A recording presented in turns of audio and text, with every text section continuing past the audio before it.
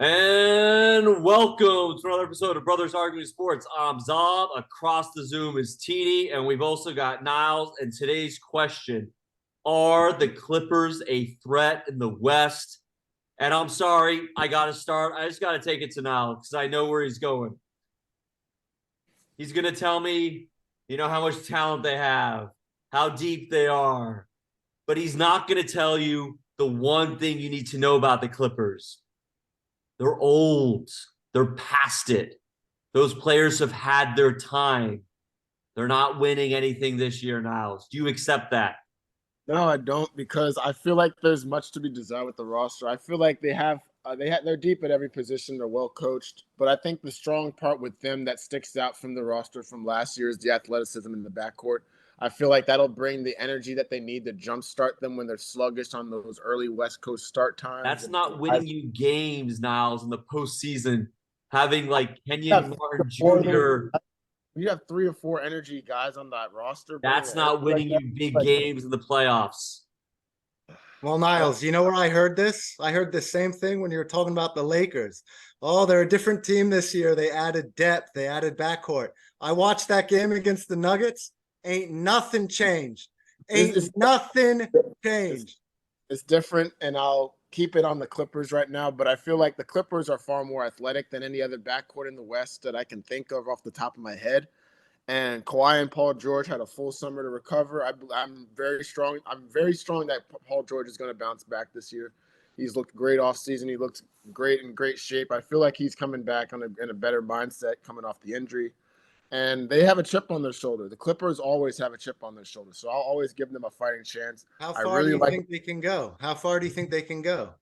My thing is the matchups. That's the only thing that concerns me. They only play well against certain teams. They match up well against the Nuggets. Yes or no? They match up well against the Nuggets, but I don't think they match up very well against a team like Golden State. They have no shot against the Nuggets. They have no shot against the Nuggets.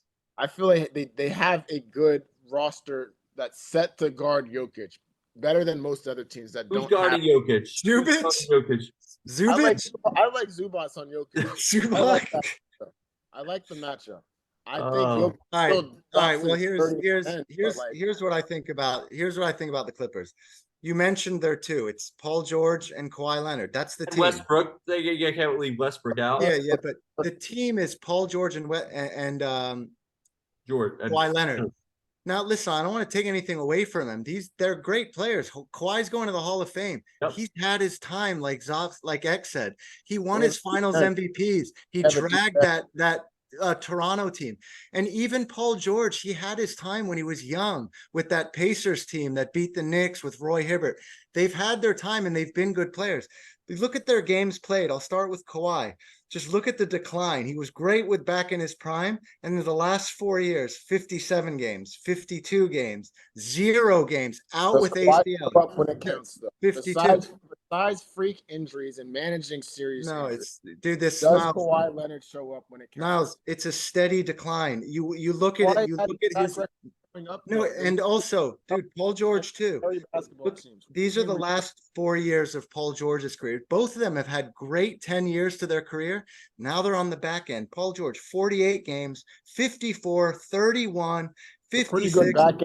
Still average 20. And what happened this year? You said it's all about the playoffs. He was out. He injured himself. Because of a freak injury, though. Let's give Niles the last word.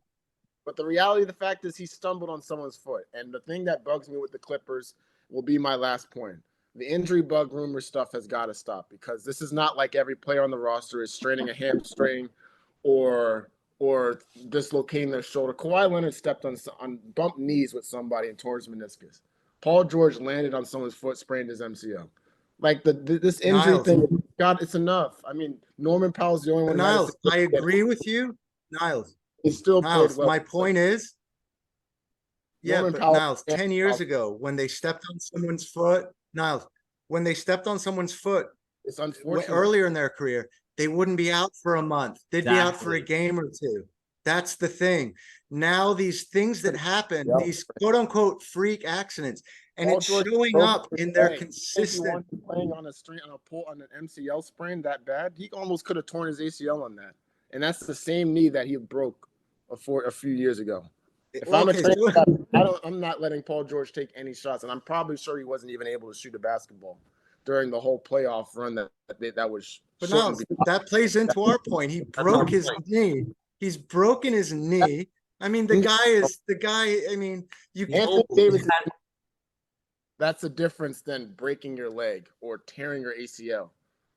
There's differences when it comes to the label of injury prone and just having bad luck with injuries. All right. Well, Kevin Durant and him have had bad luck with injuries. Well, listen, we've all made our points. Niles, I guess time will tell. Our next episode, we're going to break down another team, but let's go back and enjoy these Knicks Celtics. Have a good night, everyone. Take it easy, boy. Yes, sir.